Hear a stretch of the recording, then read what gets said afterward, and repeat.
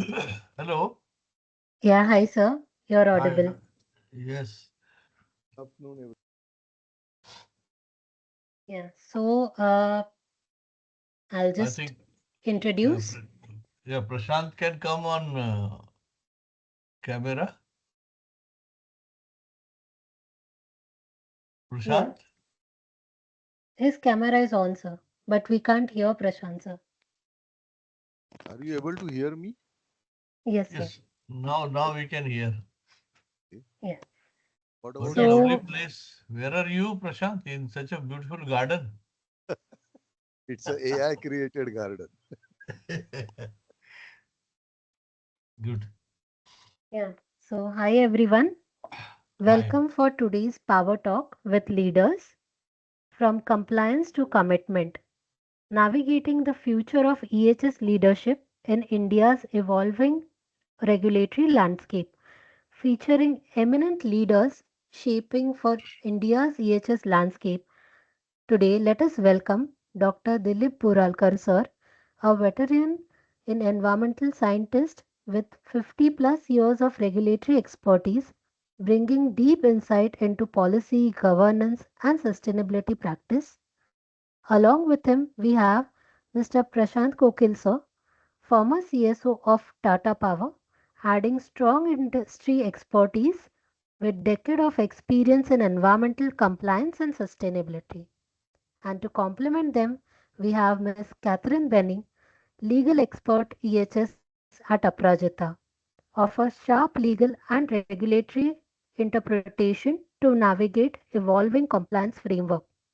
Together, we'll explore how organization can move beyond compliance to build a culture of commitment in EHS leadership. So I welcome you all for the discussion. Thank you, Shreya, for the introduction. Warm welcome to all the participants joining us today and to you, Dr. Dilip sir and Prashant sir. To give an introduction, as you all know, EHS compliance in India today is undergoing a significant transformation. So, what was once viewed primarily as a statutory obligation is now becoming a critical business function, closely tied up to operational continuity, sustainability, governance, investor confidence, and organizational reputation. So, across industries, if you see, organizations are facing increasing regulatory scrutiny, evolving environmental obligation, digital monitoring mechanisms like OCMS, ESG linked expectations, and growing accountability at not just with the management, but even at the board levels. So at the same time, businesses are managing, very complex realities nowadays because it's a multiple location operation, multiple authorities is involved, changing interpretation across states, third party vendor risk, and increasing pressure for real time compliance visibility. So one important reality, if you see, is that often goes unnoticed is that the true cost of non-compliances even extends far beyond the actual penalties. So operational disruptions, litigation exposure, environmental incidents, and reputational damage often become much larger consequences than the original violation itself. So today, I would like to make this session aiming at or to move beyond theoretical compliance discussions and focus on the practical and strategic questions organizations are currently facing now. So, to help us navigate the important themes, we are privileged to have with us to this distinguished experts like Dr. Dilip sir and Mr. Prashant sir.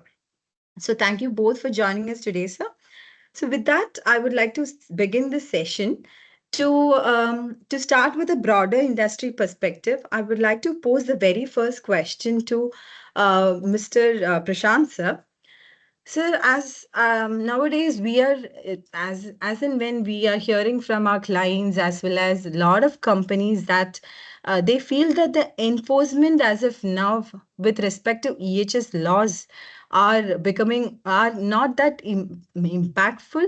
So there is a common perception in the industry that the enforcement of EHS laws is either slow or selective, which sometimes lead to a relaxed approach towards compliance. So in your view, is enforcement truly limited to well-known areas like fire, air, water, and waste, while other requirements such as smoking prohibition or CCTV related obligation or any other similar compliances receive less attention?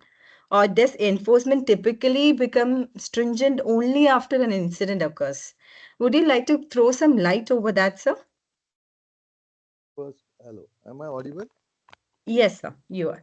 So let me, put one point right up front, that the onus of compliance or vigilance, or making use of the provisions which are there, they are for environmental good, and that onus lies with the industry itself.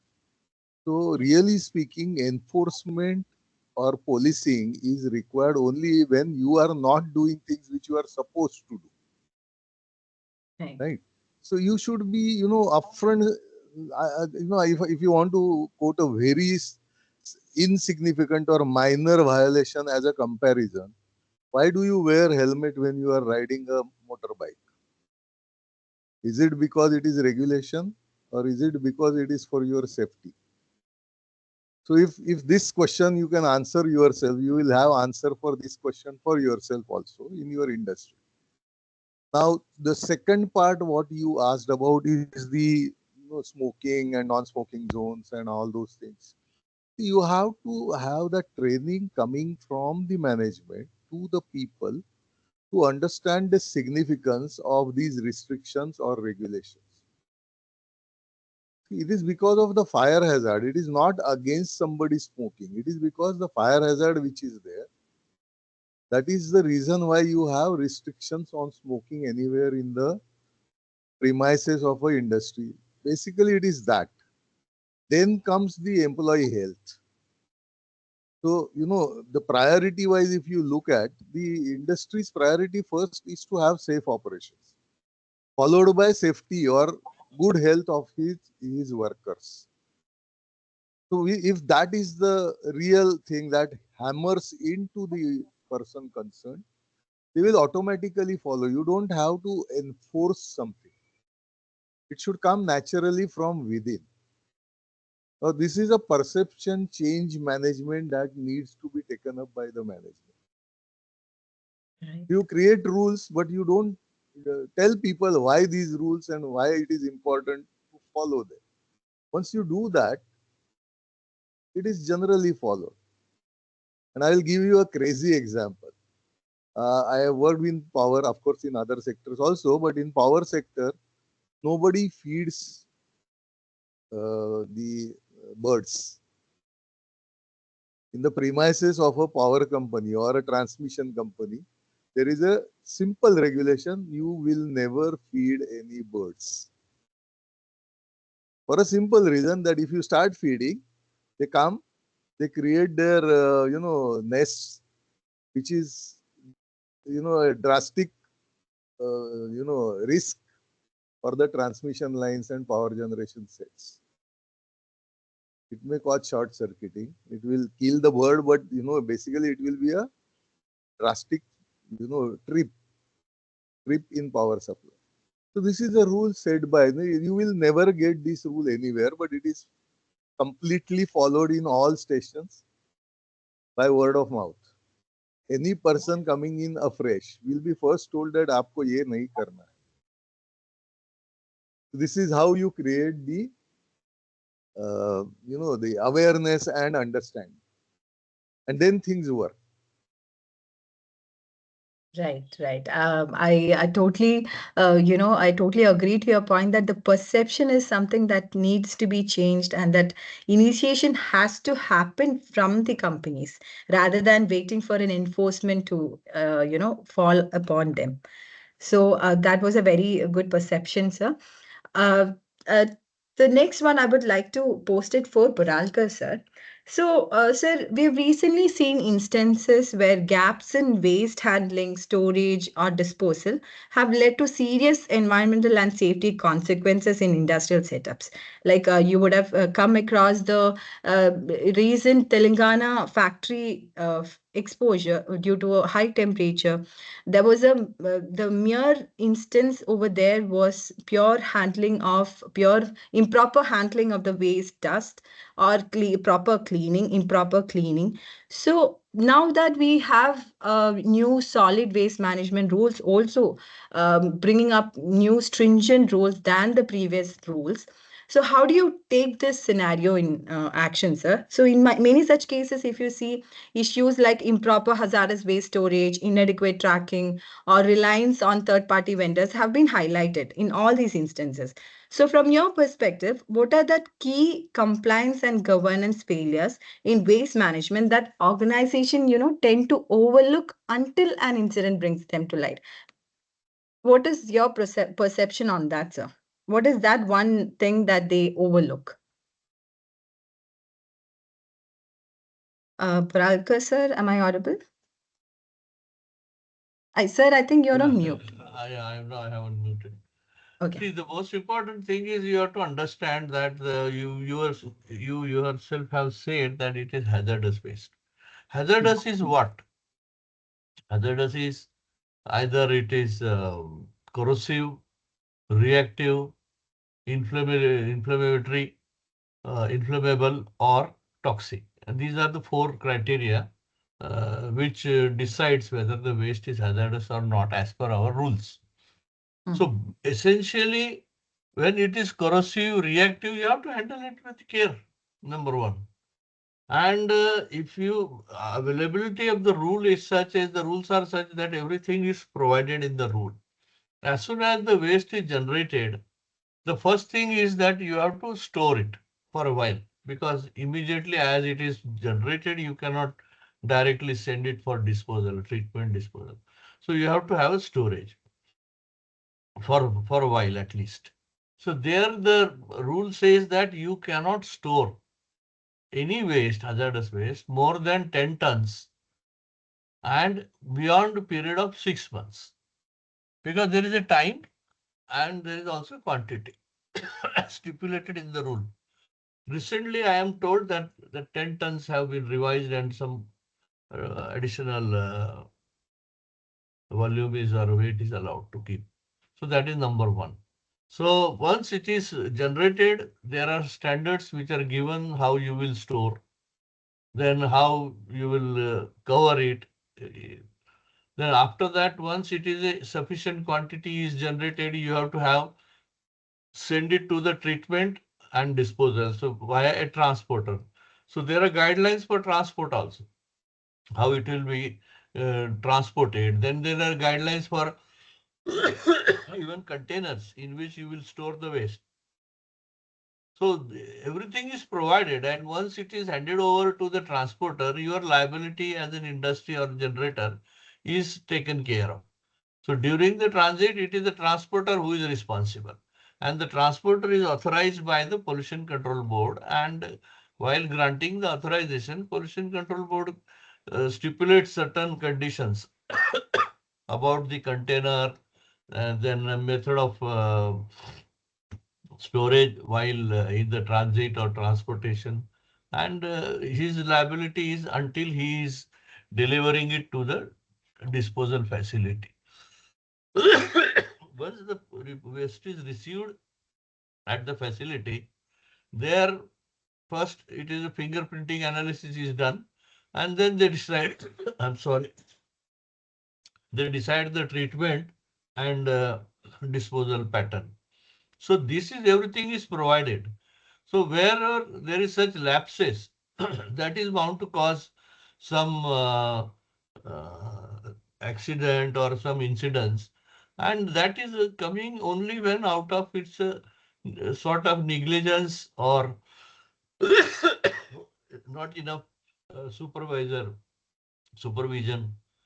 So, as far as the legal thing is concerned, everything is very fair and it is in the common interest of everybody. So, there is no reason why we need to, again, just Prashant has said, it is in the interest of industry to have the operation safe and because ultimately it will lead to the prosecution, loss of property or life, then compensation. So it is better to have the proper management system in place.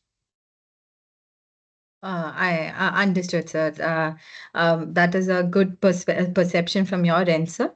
So, Prashant sir, in as you all as it is very clear that EHS laws are multi-location. It has multiple authorities involved, and it is spread across different state. There are different state rules. So companies, often faces situations where regulations are legally clear, but operationally it is difficult to carry it out. For example, if you take up the instance of retrospecting of DG sets, there was a instance where the companies couldn't find a proper vendor to practically comply by it within the timeline fixed by the government, or any other similar incident. So what how do organization balance that kind of compliance and practicality? How do you think that organization can balance this? What steps could they take to balance this situation, sir? See, one thing that one must always keep in mind is that the multi-locational facilities have to have some support with technology. So you can Okay. have technology support. You do have softwares for managing compliances, and they are so advanced that they have the ability to upload the proof of compliance. Right? Sir, your voice is little feeble. Can you just be a Okay. little closer to the mic, sir? Is it okay now? Yes, better, sir.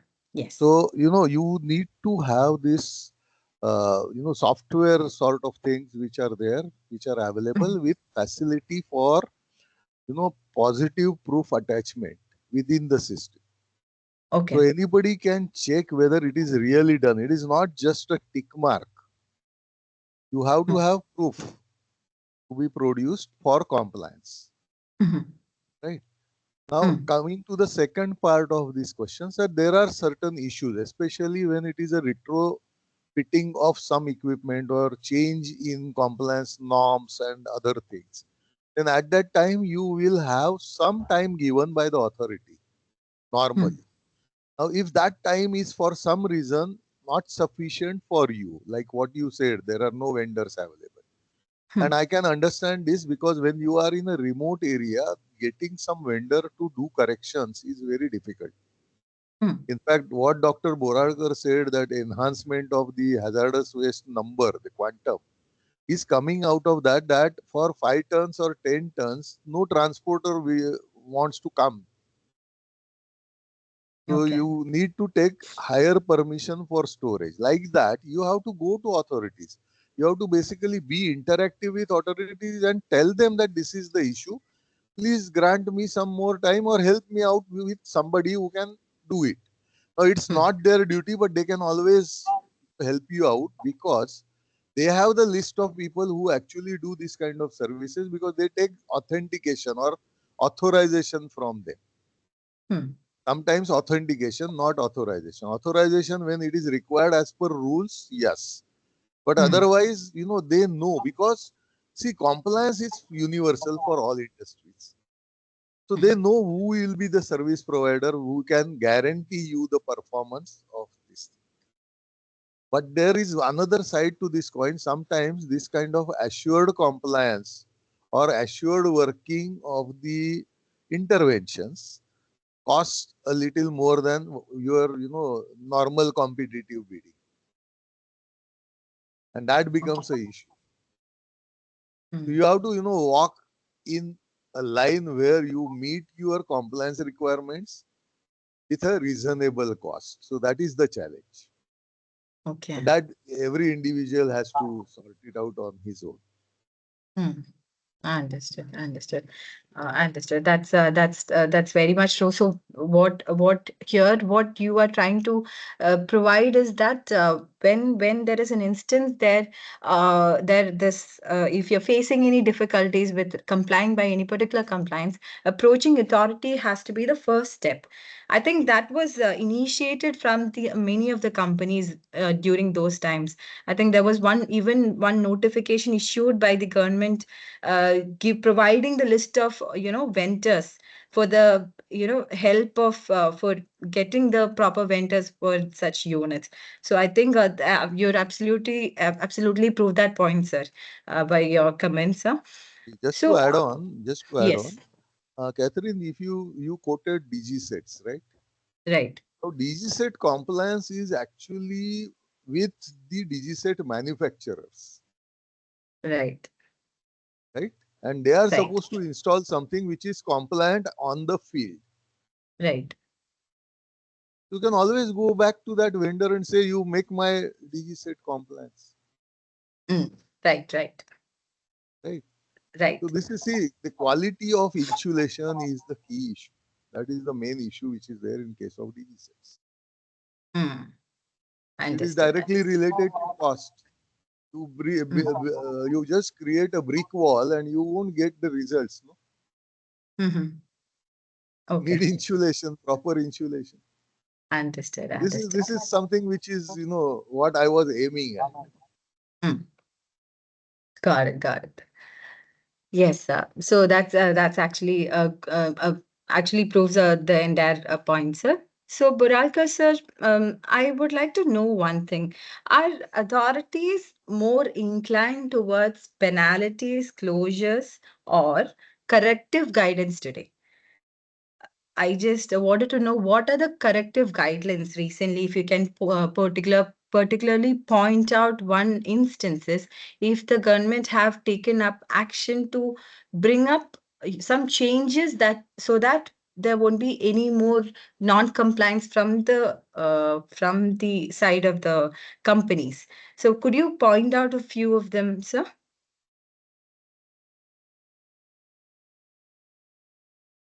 Sir, I think you're on mute again, sir. If I Buralka just put sir, I it think you're on on mute. Ah, now, yes. now it's okay. Yes, yes. You are absolutely right on the point that there are instances where I'll give you two examples. One is of water pollution, and one is a hazardous waste environmental issues. If you see the water pollution standards of wastewater arising from the industrial operations, we just call it as a wastewater in a common terminology, but legally it is called as trade effluent. Hmm. So trade effluent is the one which is coming out of industrial processes, and that is what I will deal with it right now. There is other waste is called a sewage. So sewage is a different thing. Domestic waste. We are not on that right now. So the trade effluent arising from small industries, medium industries, micro industries, large industries is of different nature, and different nature of in terms of toxicity, in terms of volume, and also in terms of composition and the requirements of treatment. Our standards are whenever there is a trade effluent from industries discharge into outlet, they bring into use and outlet. The limit is, I'll give one example of BOD and COD, only two parameters. So BOD limit is either 30 or 100. 30 is for discharge into the river or freshwater streams or lakes, and 100 is for saline or coastal waters. Now, there are different sectors, agro-based industries, minerals and metal-based industries. Then there are many industries which are either chemical industries or petrochemical industries. So the trade effluent arising from these type of industries is different in terms of volume as well as its toxicity. Paradox or unfortunate situation is like For small industries, small scale industries, now we call MSMEs, but we used to call SSI units, small scale industries. They are effluent, especially the which are dyes and dyes intermediates, pharma units or chemicals or petrochemicals manufacturing SSI units. Their effluent is small in quantity, maybe less than 10 meter cube per day, and but the toxicity is very high. So it requires the BOD maybe, or I'll not go for BOD, I'll go for COD at least. COD will be more than about 50,000, 60,000, or any, because of the intensive organic chemicals, acids, salts, which are being used. So for small scale industries, it is impossible to meet the norm. For example, I mean, if dye and dye intermediate, then COD is 100,000 plus. So if they have to bring it to the 30 or 100, if it is in the coastal area, it is impossible. The means in terms of capital requirements, space requirements, technology requirements, it is beyond capacity of SSI units. This is one side.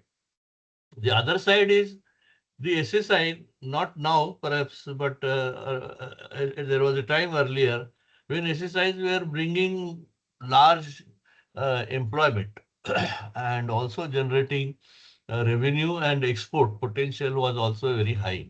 About for 55 or 60% export was coming from SSIs unit earlier. But environmentally, they were very non-compliant. So what government has done is that instead of prosecuting them, government decided that we will provide the technology and we will provide the common infrastructure. That's why the common effluent treatment plants were established by the government in the clusters of SSI, small scale industries or industrial clusters, you can say, where the 50% of capital subsidy was provided by the government, 25 by the state and 25 by the center. Then 35% soft loans were provided by the ICICI Bank and IDBI Bank and many other banks later on. So only industry has to come up with 15%, and that also not one person. They can form the association and create a body which will establish the treatment plant and operate. Then there is a question of design. That's all was provided by the government. NEERI was asked and all those things. And then even the conveyance, the pipelines required to transport the effluent, because in a cluster, there are hundreds of industries. So you have to have a conveyance system, pipelines for carrying the trade effluent to the effluent treatment plant. So this is all government has done. I mean, case to case, we can discuss sector wise, but that will become two things. A large one, there are issues where, in the case of distillery, for example, molasses based, the government had given, they knew that BOD from the sugar base or molasses based distillery is 50, 60,000, 55 to 60,000. And our standard is 100 and only 30 or 100. So their government had given subsidy to establish the common gas system, biological gas, what you call, digestion and generating the methane and using it as a, so subsidy was given, then financial fiscal incentives were given. So the number of such cases are there, and the association level, there is always a much interaction with the government whenever new rules come. So this is about, and similarly for hazardous waste also, if you see the Rule 8, it talks about the primary responsibilities with the government. They have to identify the land, they have to establish a facility, and that has been done by now most of the states. First of its kind, it was done in Taloja near Mumbai, where a common hazardous waste facility, where there also the land was given free. Then the subsidy was given, capital subsidy of 33% subsidy was given by the state government and the central government put together. Plus, there was a guarantee given by the government that there will be no competition till this facility operates on its own, what you call juvenile protection and all kind of things, recovery of the treatment charges. So the government does this kind of things by way of interactions and discussions with the industries. Uh, that is actually a good guidance. I mean, things that examples that you have quoted, sir.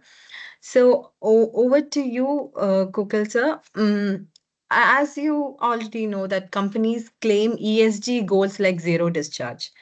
So how do you ensure that these are legally compliant and it doesn't just lie as disclosures?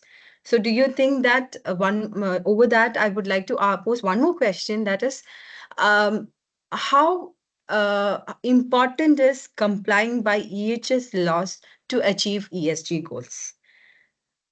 Could you throw some light over that, sir? Two parts. I'll take the first part first. First one. Yes. So, zero discharge is basically avoiding contamination of any natural source. So, it is not something which is actually forcing you to do something extra. See, you become secure by way of not discharging anything because of the risk and liabilities that arise out of your even accidental discharges. They are avoided by this particular system.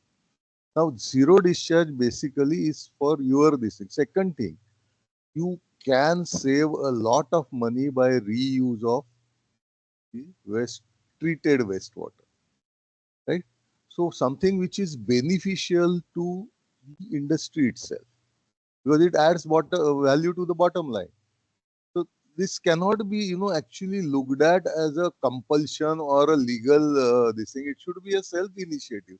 And in fact, this idea of zero discharge coming or being enforced as a condition came much later after people they saw that it is possible and people are doing it for a simple thing. See, you pay for every drop of water, right? So that is something there. Now, is it the end of road? No. See, actually, it paved the way for the road ahead.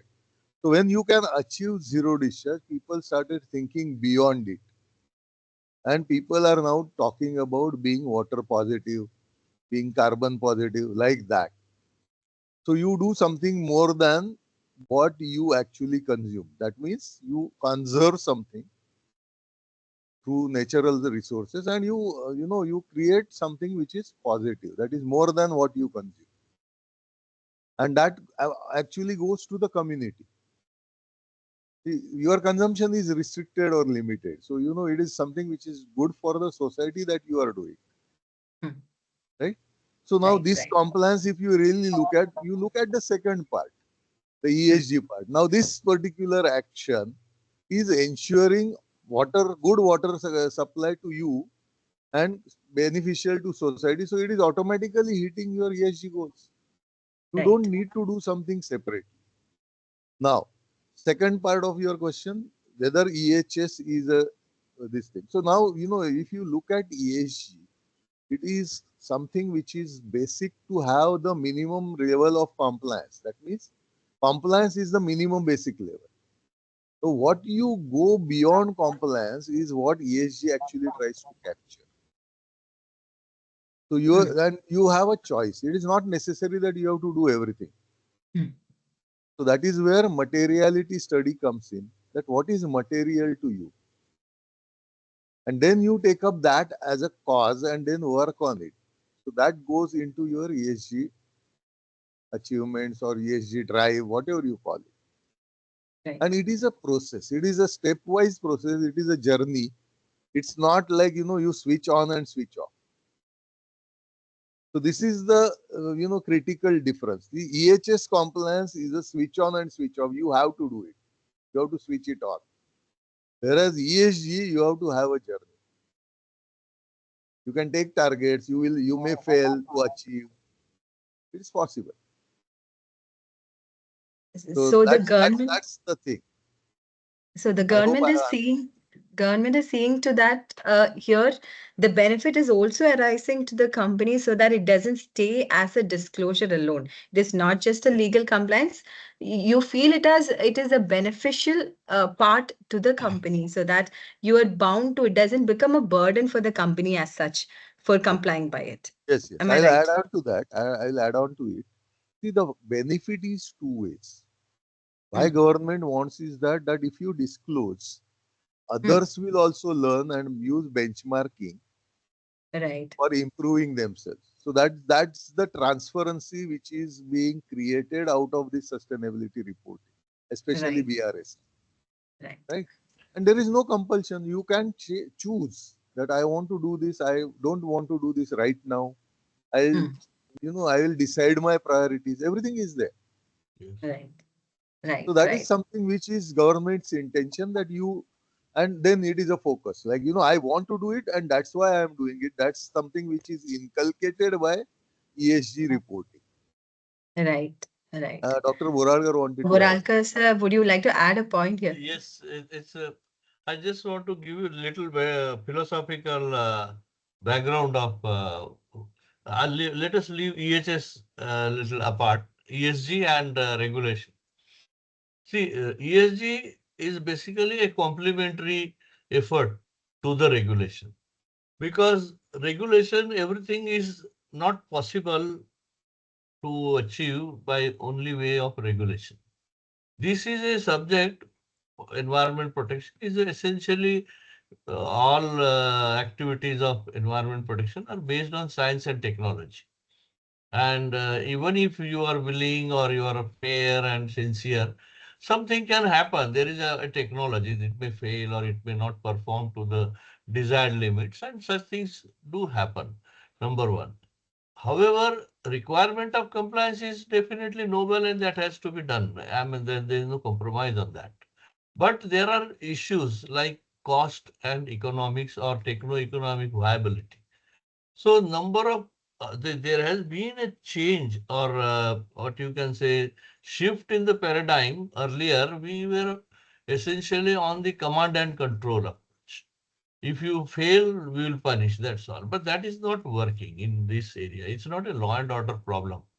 It's a technical problem. And there we found that I'm using my word we as a regulator, take it that way.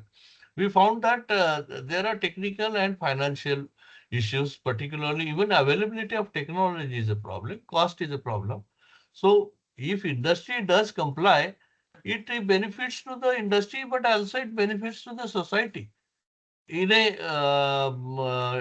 different way in terms of better health due to better air quality or better water quality. Then there are commercial benefits, employment, social, so many things are there. So we cannot just view at one way. So how to incentivize, encourage? We tried fiscal incentives also as a first step uh, long back in mid 90s. We're giving the incentives to the equipment, the custom exemption, taxation, then depreciation allowance. We were allowing 100% depreciation.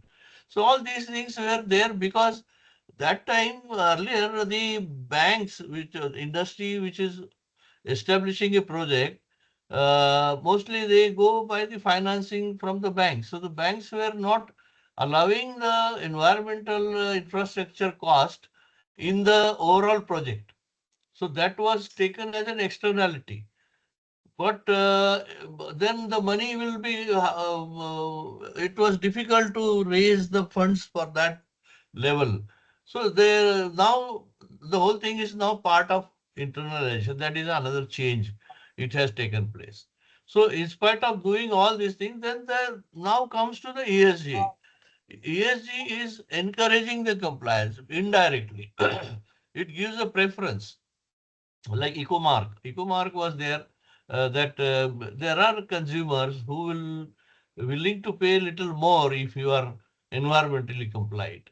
So that kind of a thing was the reason why the ESG, and ESG, as Prashant has said, it is a continuous process and you have to lay your own path and start your journey. keep the target. Maybe you achieve few 1%, 2%. Gradually you go there. Right. Nobody is going to, but you have to create an atmosphere, an ecosystem where there is a interlinkage of compliance. So Right. now once you are compliant, then your vendors, next comes with your vendors. Then vendors, then transporters, training, education is very important. So it will not happen in a day, but the process has to be there. So ESG is actually equal to profitability. If you say it adds, but it Right. is a complementary process. Right, sir. Right, sir. So, Prashant, sir, as my second question comes up, where do EHS stands in ESG goals? Like, how impactful is complying by EHS laws paves the steps towards ESG goals, sir? Uh, a little tricky question, but I'll take it and extend it further also to link it to EHS. See, Okay. as I said, EHS compliance to rules is something which is minimum basic, right? Right. Now, other than the regulators which are there in India, there are external parties who look for, first of all, positive compliance. So you need to positive proof of compliance. So you need to create that system. We call it as environment and social management systems where you can actually have the indicators being tracked, and then you assure that yes, this is what I wanted to do, I am doing it, and it is successful Hmm. or not successful, so that you can have course correction. So that is something which comes as ESMS. Now post that, what comes as ESG goals is that you either are compliant, or you are competing with others, or you are into the leadership position in the sector, Hmm. right? And you need to be in all three at a time. You Hmm. can't be always all parameters being in leadership position. Then there is a question mark of greenwashing. Hmm. You can't be. You have to be practical, because you are into a business where you can't go on doing things in a way which will hamper your business. You may have technology, but if it is not viable economically, are you going to shut down your business? Hmm. That's not Right. possible. So you can't be in the three loops all the time. You have to be in all the three loops in a selective manner, Hmm. right? That is one. Second thing is that the legal frameworks keep on changing. So it is a shifting goalpost. If you look historically, so when you started having the first law, from then onwards, the pace of change was very low. That means Hmm. 20, 30 years, there will not be any change in law. Hmm.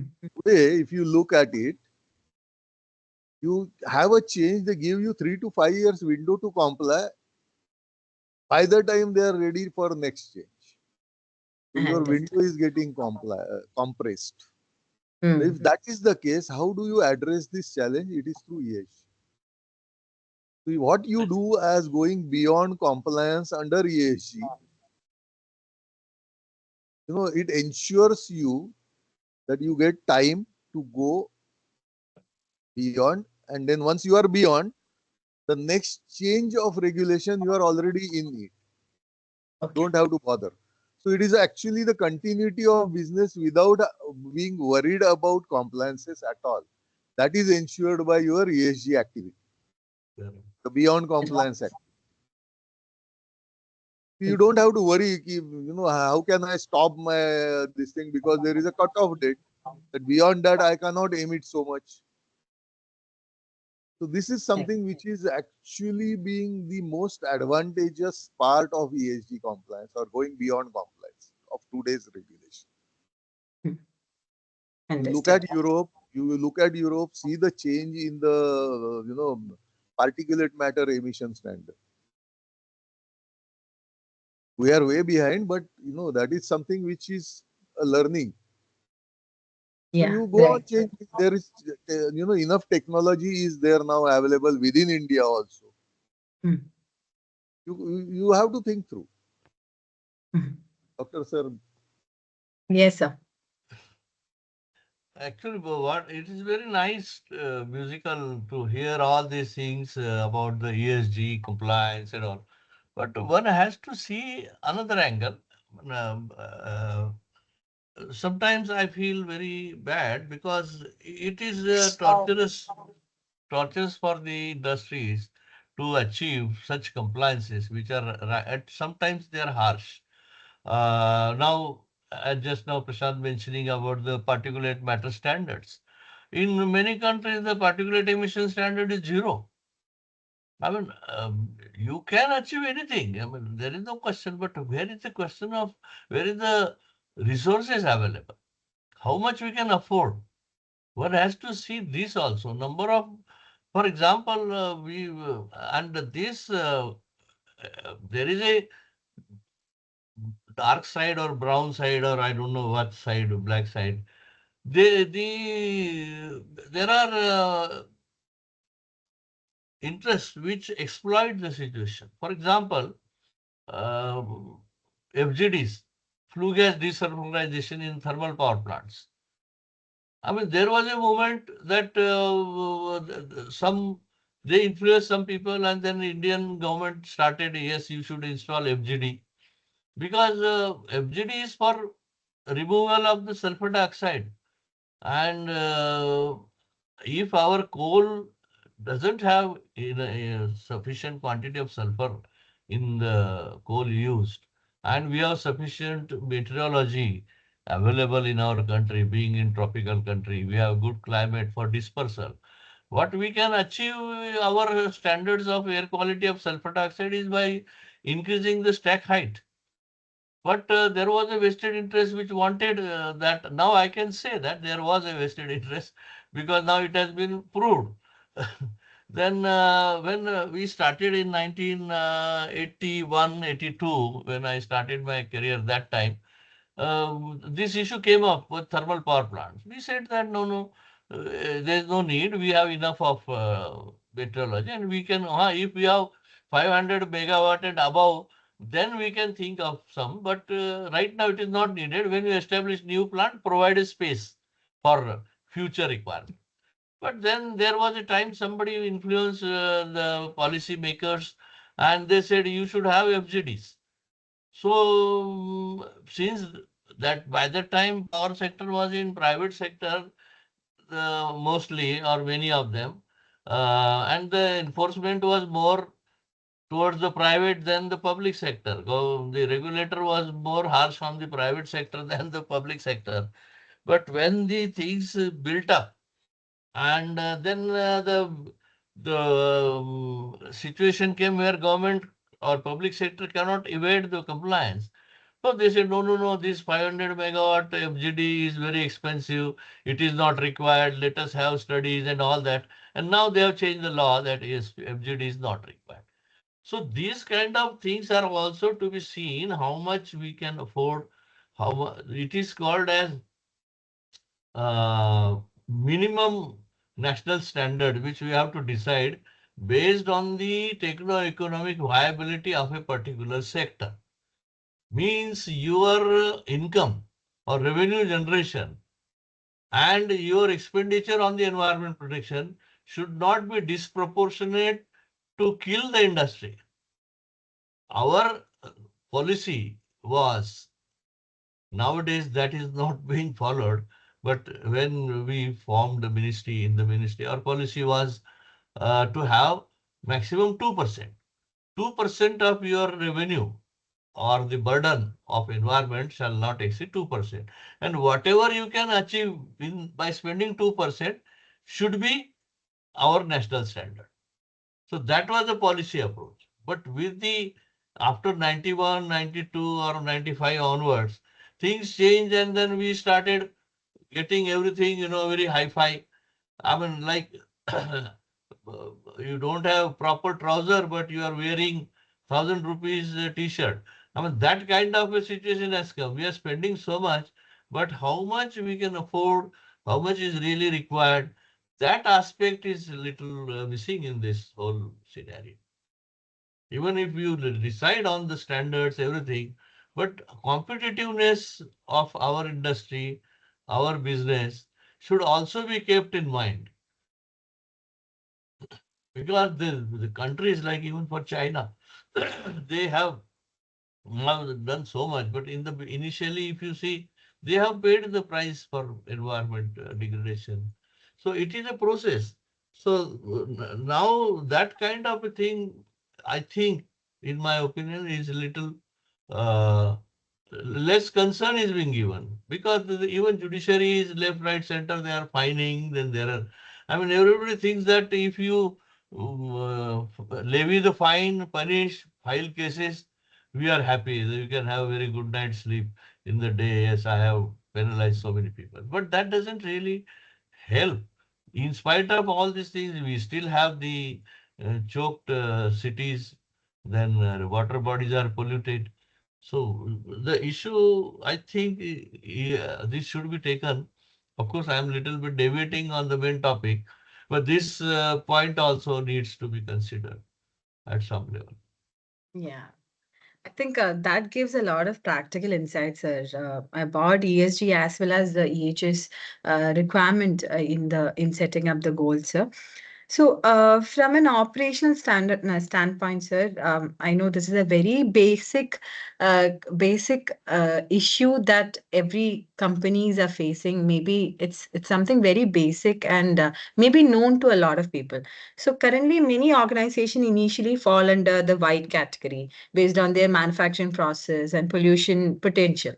So, however, over time, processes, raw materials, production capacity, or any operational activities may change. So, in such situation, how should companies assess whether they continue to remain under the same PCB category or whether they now fall under green, orange, or red category? I know it is a very basic knowledge, but is there enough awareness among industries about the need to reevaluate categorization whenever operational changes happen? And what are the risks if organizations fail to reassess this proactively? Baralkar sir, would you like to throw Yes, some light actually, over this? the categorization of industry is not for general public or outside regulation. It is internal thing. For the Right. purpose of our own regulation, we had done this. Unfortunately, it has been distorted Hmm. so much. I mean, Exactly. how you, it is for us, it was internal understanding or prioritize. When in pollution control board, suppose I am member secretary of Maharashtra Pollution Control Board, we have thousands of industries which are in large sector, large industries. Then if you go, alone Maharashtra waste generation is 50% of India's waste generation is in Maharashtra. So as a pollution control board, you cannot reach equally to all the industries, for example, or the polluters, I will say, for regulation. So what we have done in our own internal boards system, we categorize them red, orange, green, so that we concentrate our effort on red industry rather than going to the green industry, visiting, then what is red, what is green, and what is orange. So internally we decided that these are the 16 categories are there, which are top basic industries, you can call what you call essential, काय म्हणतात त्याला प्रशांत, जे cement, steel, हे जे These are sector, the basic infrastructure sector. basic main cement, infrastructure, Yeah, cement, steel, sector. Basically, fertilizers. they are sectoral So heads. these It are is the major sectoral. sectors. So we put them in the capacity wise as a red category, where we will visit at least once in a month. In orange category, which is not as polluting as these 16 categories, but the other one. So we will visit once in 6 months or 3 months. Or green, we will visit once in a year, or we will not visit also. We will just, based on the whatever they submit, we will grant them consent for lifetime. So these were the things actually for internalization. So now if you, the way now they have brought white categories, they have got yellow categories.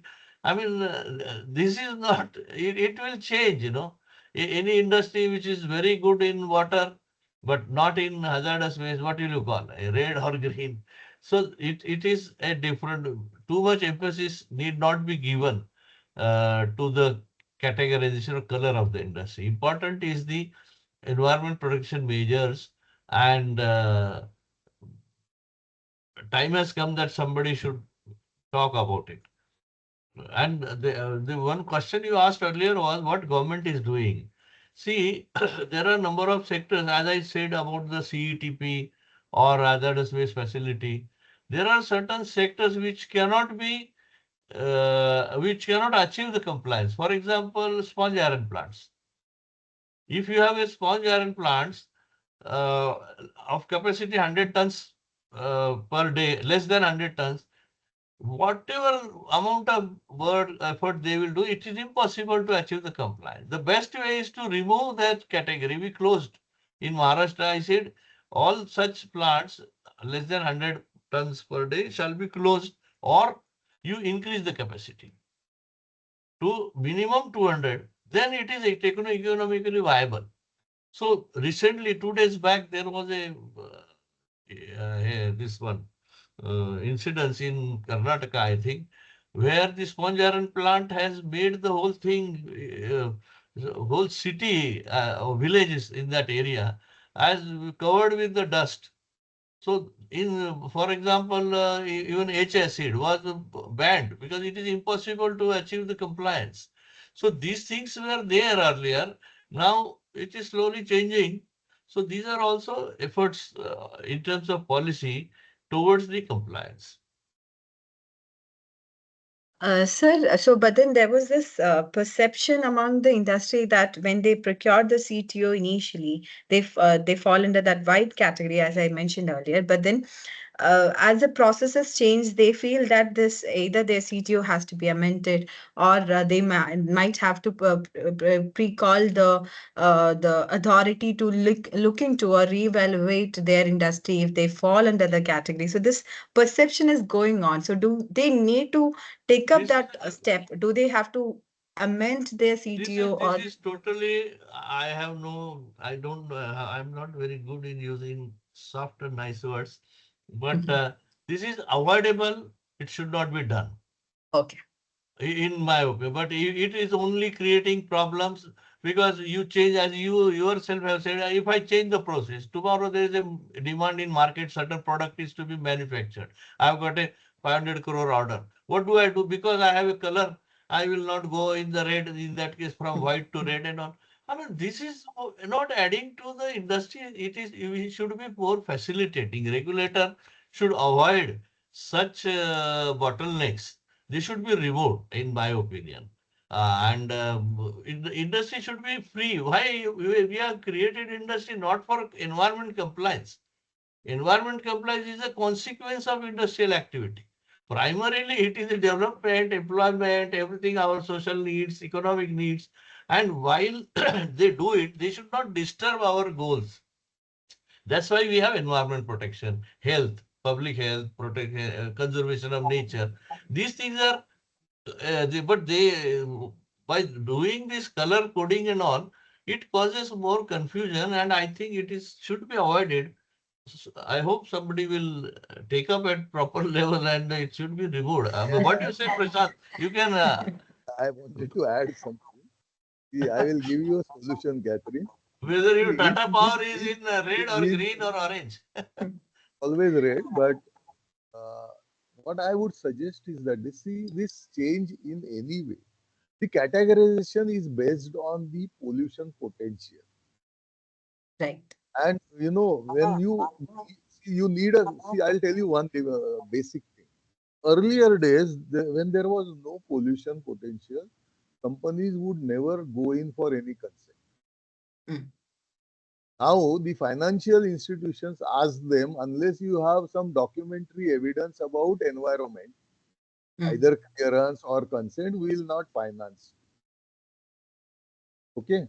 So you need to have consent. That is why even the non-polluting industries are going in for consent, Yes. Right. right? So Right. then, Right. they don't fit into any earlier made categorization of polluting industry. And that's the reason why there are new categories which are created, which are non-polluting, but they need to be there. Hmm. So any change in It category, is basically it is splitting the air hairs. There is no need of doing that. Earlier, Hmm. before this red, orange, green, we had simple internal adjustment was called as happy, mappy, lappy. Happy means high air pollution potential industries. MAP is medium air pollution potential industry. But somebody said, no, no, why happy MAPI? Let us have red, orange, green. It looks very nice because traffic signals are in three colors. So this is too much of stretching and it diverts your good resources to such unproductive or, in my opinion, non-essential regulatory procedures. Somebody has, Mr. Yogesh has asked a question. Prashant, will in you be, in fact, would you like to answer that question? Shreya has Because now said, recently there has been some change. From Shreya, 33%, it has been clarified. Shreya has said that we'll take the questions later. We'll take that question towards the end, Okay, okay. Yogesh. Towards the end, we'll take the questionnaire session. So, Boralka sir, Prashant sir, would you like to add any point here, sir? So no, I said that the potential, pollution potential is the key. So if Hmm. your category changes, it is based on pollution potential. So Right. you have a choice. So the state If PCB is the actual authority who can only evaluate it for it you, is it? is you who is supposed to do this. If Exactly. you have more control and you remain within the pollution potential which was prescribed to you earlier, you Hmm. don't need anything. Hmm.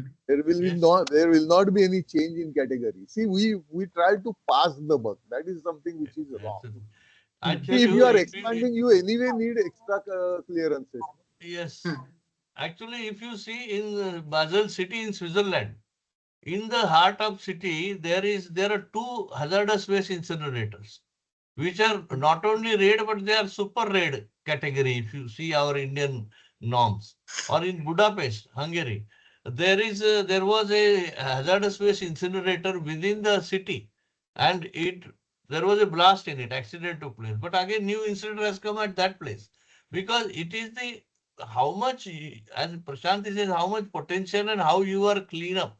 In Mumbai, we have thermal power plants in the city. In Chembur, if you go, so many big industries are there. So if you comply, then you can stay. Color coding doesn't matter, it should not be taken, in that way. I think, Boralka sir, every companies would be standing by your side, but as if now they would be highly supporting and agreeing to what point you have rightly said.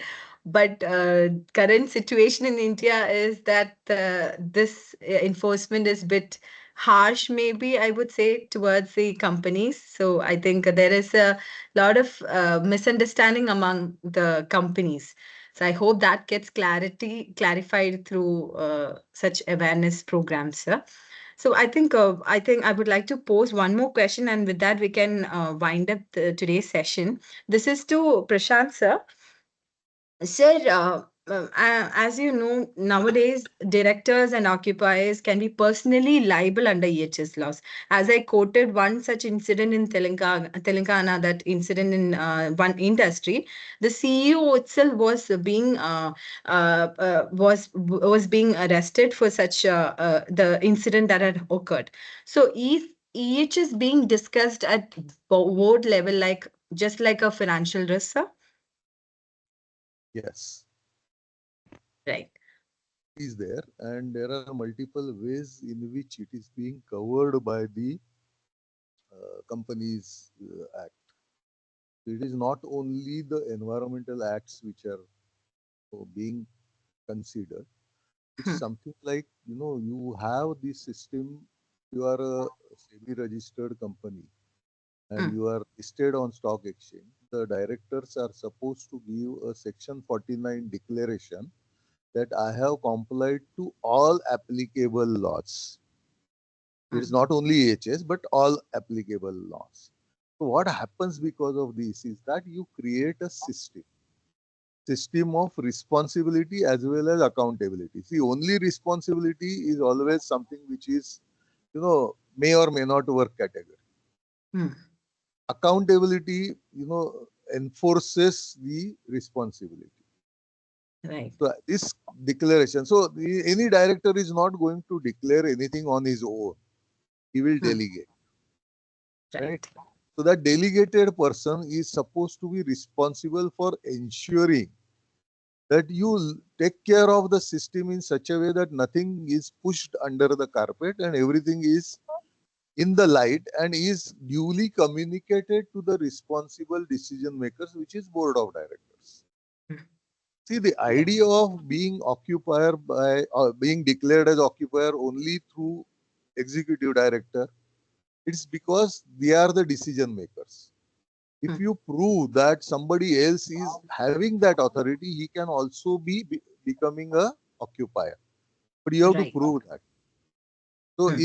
in general, if you look at it, the authority says that if executive director is made occupier, we don't need to check any authority, Right. right? So Hmm. what they want is that you become a responsible person, has to take decisions which will avoid the accidents, and that's why Right. EDs and CEOs are declared as Hmm. the these occupiers.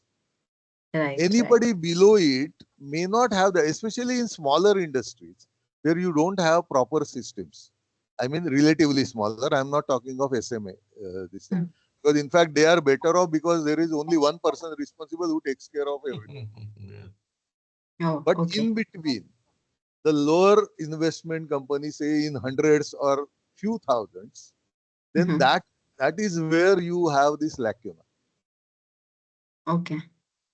And then And you need that right oversight, which is being actually established by the law, but it is not being followed in the spirit. hmm. Understood. It Understood. has Okay. been so right since Bhopal. Hmm. Hmm. Hmm. Okay. See, nobody took seriously the safety requirements. Hmm. Safety officer was missing, and Bhopal accident took place. That is the minimum basic analysis which has happened. So now this is Exactly. something which which actually is, I don't say it is purposeful, but inadvertent accidents also do cause damage. No? Right. Right. That's true. That's true. That's And, absolutely. and to avoid that, people are making CEOs and executive directors responsible. People in the Hmm. sense regulatory. Hmm. Right. Right. Uh, Sir, so can you point out like one such upcoming regulatory change or a trend organization should prepare for? I can see that there is a self-certification that has been brought in, such a requirement has been brought up. Similar to that or on that, could you throw some light on it? I don't know Uh, whether people are okay, really understanding the meaning of self-regulation. That is the real challenge. okay. It So would would, you like to throw some light on that, sir? yes, yes, yes. I Yes. would clarify. See, self-regulation means you should be so sure that I am not violating anything. Hmm. You don't need third-party assurance. That means you have to raise your knowledge level, your understanding of regulations to a level where you can self-certify that yes, I know and I am doing the right things which I am supposed to do. Hmm. Understood. Right? It is simply put the other side of it. That means if you are found not to comply and you say I am self-certifying, then your penalties and the fines or punishments, they will not be like what they are today. They will be much higher. Understood. Because from my point of view, I think that self-certification, wherever, whichever provision have issued a self-certification, even under Electricity Act and even under PCB, whenever the government have asked that you can self-certify, I think companies felt that it is easier for them to take care of it. So that because the authority is not involved in it, but they have never thought that you have to be that capable to self-certify certain things. I totally agree to your point, sir. What But that what is missing out authorities don't nowadays. do when you are self-certifying, they don't go into your premises and check. They look Correct. at your documentation and decide whether you are good or bad. Right. Right. You have to have, see, that is what I said. Positive proofing Hmm. is what we need to learn when it comes to self certification. Right. That is So, something which is missing. right. I'm very clear. See, people have very good intents of compliance. Hmm. Gone are the days when we manage. Hmm. That attitude has gone now. Most of the people want to comply. Hmm. But then how? So that is where the right guidance comes Right. That is the main reason nowadays I feel like inspections have also risen, and also there are a lot of technology, a lot of services offered in the market, so that the capability is missing out in among a lot of organizations. At least their main priority is to bring up the business, but they miss out on what are the compliances or what are other things that they have to follow. So people who are the technology or the services issued market trends have gone up so high that they are building up capability for such organizations. So that at this point of time, I think depending on such technology is nothing bad about it. It is something always a beneficial for such companies. So, with that, I would like to end the session, sir. Would both of you could like to conclude with uh, summarize to what the session talked entirely about? Would you like to summarize it for us, sir? Boralkar, sir, and Prashant, sir? in. Sir, You have already summarized quite a bit.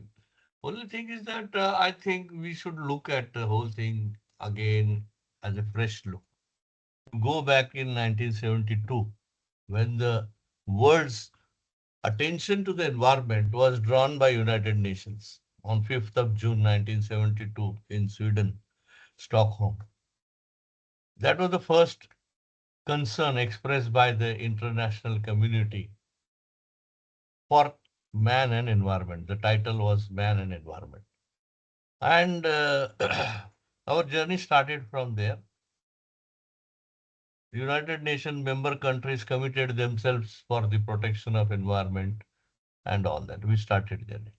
If you go back and read the speech of India's delegation, which was led by Prime Minister Indira Gandhi at that time, there she had said that yes, environment protection is pollution control is definitely a priority. And as far as the developing country like India, our biggest pollution problem is of the population, sewage generation, and definitely the clean environment is our priority. But to change, improve the quality of life is our essential goal, and definitely we have to have the environment.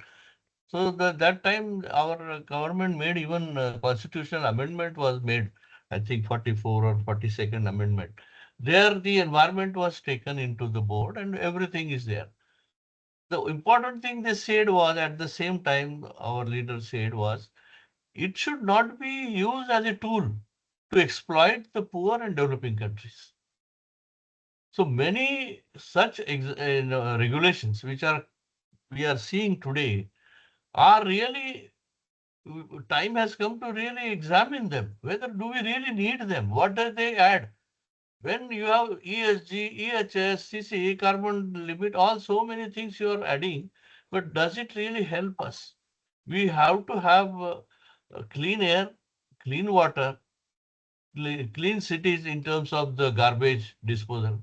And there we are completely failing. I mean, talk of any river. And one side, ease of business. Where is the ease of business? It is creating more of non-tariff hurdles. And time has come to really think of it. And the reason I feel is the lack of application of science and technology, which is suitable for our own needs. Many of regulations are borrowed from outside.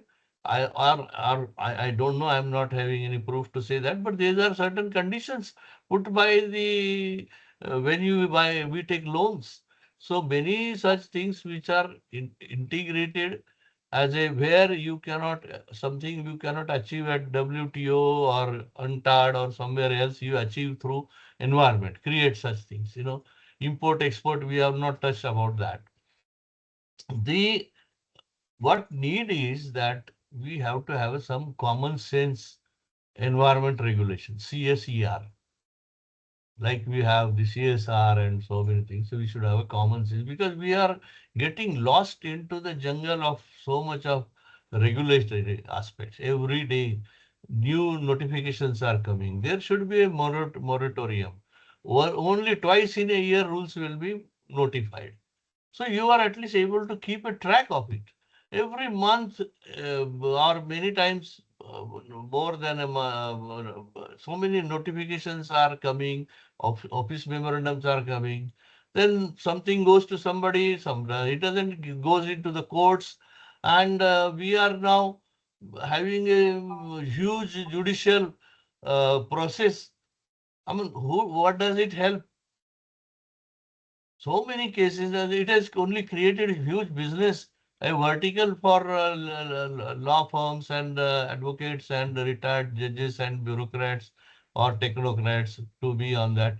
Rather than how do we fix the responsibility of compliance onto the regulator itself? Regulator cannot keep away or shy, or he cannot be what you call, he should not be allowed to escape his responsibility. If you see the act, 1974 act, it gives onus on the board to comply. If you have in your industry, Catherine, you don't put up effluent treatment plant, board can go and put up a plant and recover money from you as Money from you. land areas, land revenue areas. Right, right, We have never used this provision in last how many years now? 55 years. 72 on 26 is a 54 years. So our law makers were very wise people. They have made these provisions. The board can borrow the money, but now board is sitting with a danda and just going on with a whip, pushing everybody, penalizing, putting this, you want that. I mean, it is becoming more and more cumbersome to the industry to comply. We should be a facilitator for compliance, not regulator. So right, that attitude has to come within the system, and some policy modulation or lobbying should come from corporate. And lastly, I want to add one more thing. The corporate, if you see in Europe or USA or at international level, at least you can say at United Nations level or globally, they have the uh, think tanks, policy advocacy groups, and what the policy they are advocating today is going to come in next 10 years. So they are thinking so much of ahead. So I have not seen much in my 50 years of career where the Indian corporate does that kind of positive lobbying. What is good for the country should also be told, can also be said by the corporate also. So far, what I have seen, they are interested in getting in budget ke time mein, before budget, some concession here and there, duties and all. That is okay. That is fine. I have nothing to say. But there are other issues also. Like one, I'll just close one more example that recently there was you have a continuous monitoring system on air quality at the construction site. You have to have continuous air quality monitoring. What is the use of monitoring if you have no control?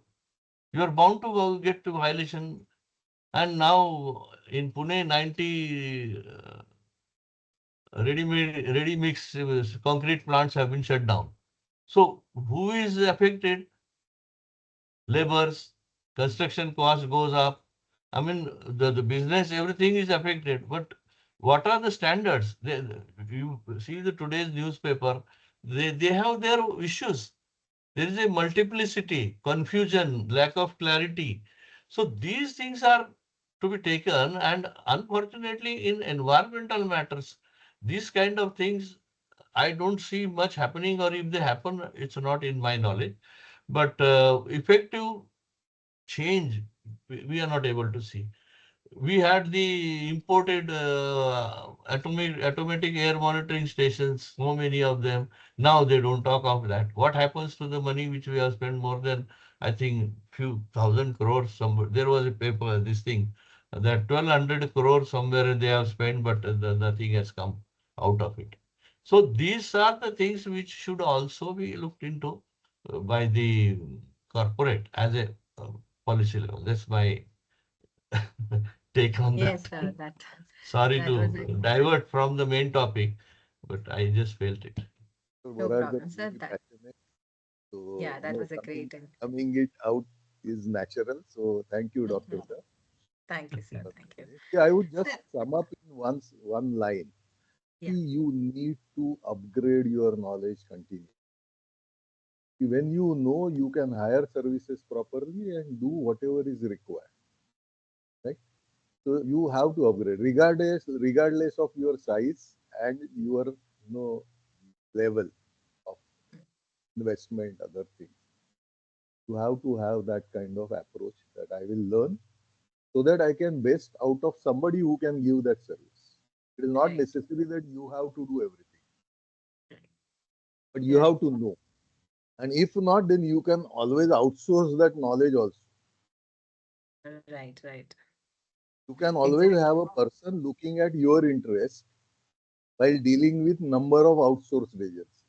That is Mhm. Yes, something which one more thing I just want to add, as you are evolving the regulation in corporates and all, similar evolution should also take place in the regulatory system, because the matching response from the regulator is also, or what you call reforms. It is. For example, just like, we are happy if your industry is compliant, for example, fine. You have complied water pollution, air pollution, hazardous, all is well fine. But we should go beyond that. Recently, I have taken up one, or rather successfully we have done. The waste was hazardous waste. What I said, okay, fine, you are complying everything, but let us make effort to reduce the hazardous nature of the waste which you are generating and make it as non-hazardous and use it elsewhere rather than putting in the treatment system. There are different types of waste which can be reused, recycled, reprocessed, and there the regulator should come up, and corporate should also come up with their R&D approach. And there are different types of which can generate the gas. The hazardous waste, one industry I have recently done in Gujarat it was hazardous waste, but it had a potential to generate methane, or the compressed biogas you can generate. But if they were sending it to the treatment, everybody was happy, board happy, everybody is saying, fine, it is good. We have complied, you have ESG complied, everything is complied. But the potential of compressed biogas was going in the loss. So that kind of, now the regulator should go in that in the 21st century. I think right now in India, sir, nowadays a lot of companies are already thinking about it. A lot of companies have started using an alternative, source of materials, Yes. which is a recycled materials, which of less hazardous. So they are stepping towards it, and that is something that is a good initiative from a lot of companies, so that the entire issue of non-compliances and also the pollution index, everything is going to drop down. So I hope that's a good initiation even from the regulators as well as from the corporate world, sir. So with that, can I move on to I think we have one question in the chat box. I would like to pose that. I think any of you can pick up that question. Um, can you share requirements of environment clearance? PCB says industry should have green belt in factory. But what is the percentage of green belt? Total plot area or plot area, built up area? Uh, Prashant, can you sir, answer? I will answer. yes. It is always the total plot area which is to be used for calculation of Mhm. green belt requirement. It's not about whether you are built up or not or whatever it is. It's the total plotting. And in fact, you are supposed to give the dimensions of your land parcel, so you know exactly what is there.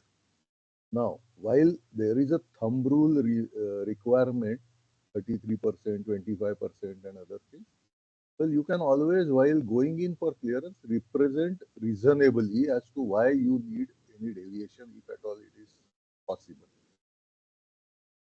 right?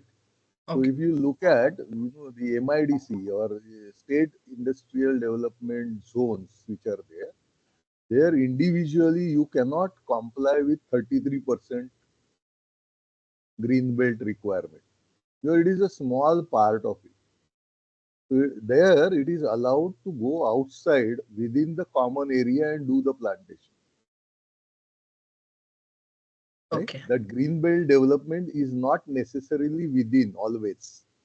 You have to be reasonable in approach while you go for clearance and then claim certain benefits or certain leniency for comply. Your intent to comply is a must. Right. Intent to comply is a must. But then you have to show the practical difficulties why I can't do it. Actually, ideally it should be 33%. I don't know from where it has come, but it is there for many years. Even when I was student at that time also it was 33%. But leave aside that, there are issues. The question he raised is very important because if you are having a new greenfield project, there is no issue because you have the sufficient space, and if not, you can acquire also or get more from the government.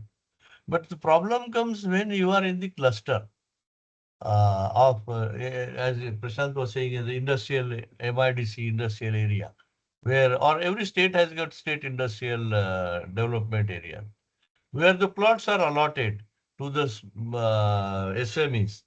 There, it is difficult to maintain 33% or whatever it is. And there has to be some practical solution for that. So what we suggested was that when you have an industrial area of say 100 acres, you should have 30 acres land reserved for the green belt and forget then rest of all the individual units are free from that compliance. So that kind of a thing is necessary. And wherever it is not there, recently the ministry has given some clarification, and I think that will address the question properly. I don't remember exactly the date and all, but I can share with you, which we can circulate.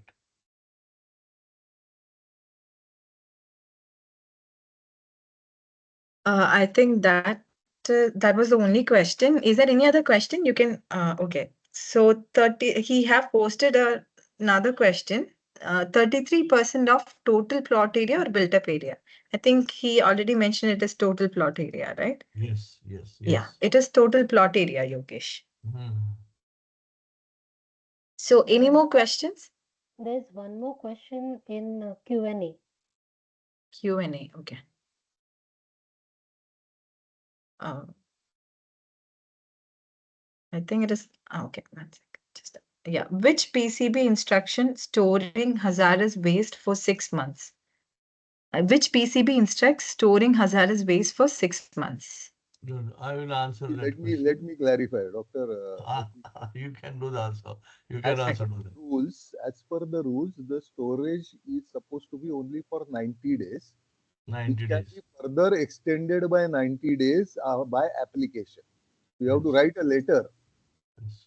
that this is the reason why I am not able to dispose, and then you get the extension. But if you read the rule, it is 90 days only. And Nice. in fact, that extension can be more than 180 days also, Yes. provided you give See, right reasons. now, see, when the rules were made in 1989 and 2003, first revision, that time the transportation system was not as it is today. Today we have 40 tons trucks carrying the, what you call, goods, Material together at one material. And that time 10 tons was there, so we had kept it because at least one truck full should be there. So it should be 10 tons. So now it is not very this thing. Now the boards are considering it beyond that, as Prashant has said. Okay. Okay. So there is two more question. Is it mandatory to submit monthly stack monitoring reports to KSPCB? You will Yes, have to yes, look at your consent. If they are mentioning that it is to be submitted monthly, then you have to submit monthly. It's dictate from the board in your consent that governs this. There is no specific, submission required. yes, It correct. is written in your consent that whether you should submit monthly, quarterly, half yearly, or year. Hmm. Anyway, since you have a consent, you have to file Form 5, the audit report. Hmm. So in that you have to mandatorily submit all the monitoring reports. So you need that definitely once in a year is compulsory along with your audit statement, environmental statement which you submit yearly. Hmm. Anything less than 1 year period is specifically given in your consent.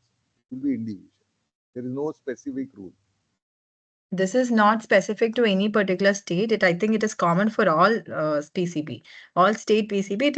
It would be clearly specified under the conditions of the consent, PCB right? will prescribe. It is a Exactly. Right. prescription. Right. Okay. Then, Yes, One sir. more question. should we take one more question? I have, One, there is two more questions. I think with that we'll close it. There are two Okay. more questions, sir. In many states, water taking from ground is being calculated and charged. Any minimum guidelines for drawing water? Can I answer this? See, groundwater, as far as the Water Pollution Prevention Control of Act is concerned, uh, whether groundwater or surface water or coastal water, all are treated as a stream. Section 20 of Water Act defines what is stream. So stream, there is an amendment and the groundwater is also a stream. So it is covered under the Water Prevention Control of Pollution Law, number one. And it is proper, it is correct and proper to calculate the use of groundwater for the purpose of charging, whether cess, but nowadays the cess act is not there. So we are not charging that, but earlier we used to charge that. But I don't know what charge he is talking of. Which charge? Maybe water supply authority may be charging. So that is fair. That is no problem. And as far as the drawing of groundwater from the underground source is regulated by the Central Groundwater Board. And there is a regulation and you have to have a permission to withdraw the water, and while granting permission they will grant how much you can withdraw, how, and depend on the seasonal basis and so on. The answer is yes. Okay, I hope that is clarified, Abhishek. Next question is from Imran. With the extent of environmental degradation today, it is evident that ESG, particularly sustainability, will play a critical role alongside EHS in shaping industry practices. Having spent 13 years in the field, I'm now exploring courses and certifications that strengthen expertise in green building and sustainable operations. Can you name a few?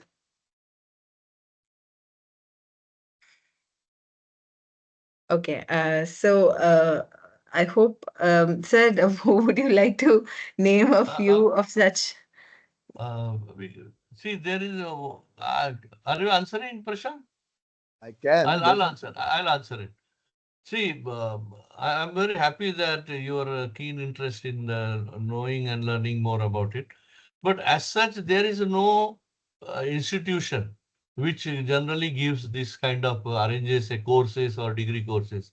There are universities in our country which conduct such courses. There's the NEERI, National Environmental Engineering Research Institute at Nagpur. If you contact them, they have a schedule of training courses dealing with this. Then the various announcements you can see, CII, ICICI, they not ICICI, काय म्हणतात त्याला? FICCI, sorry.